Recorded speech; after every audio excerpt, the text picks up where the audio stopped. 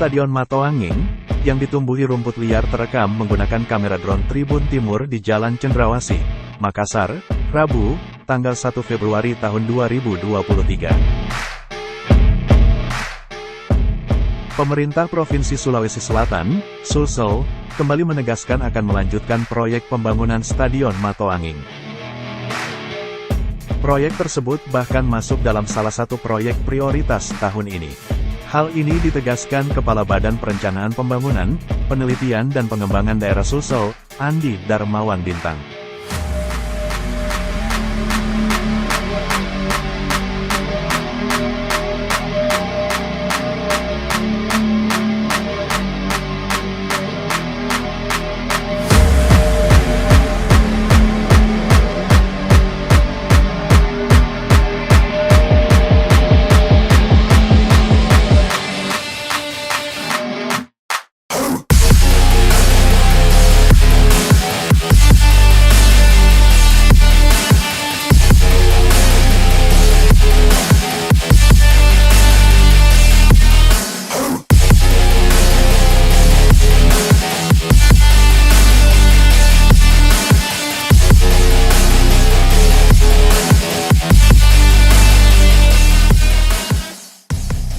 Sejak dirobohkannya Stadion Matoanging, tanggal 21 Oktober tahun 2020 lalu, eks-markas PSM Makassar itu belum juga dibangun hingga kini.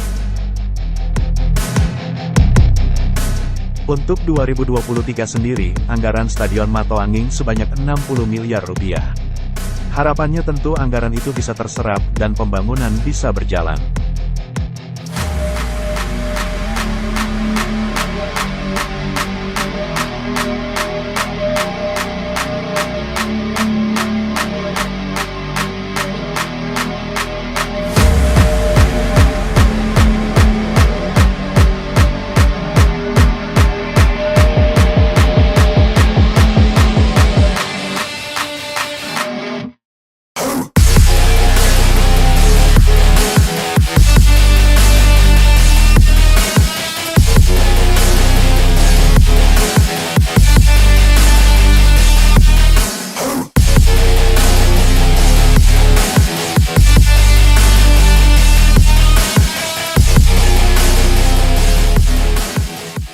Terima kasih sudah nonton, jangan lupa like, subscribe, dan share ya!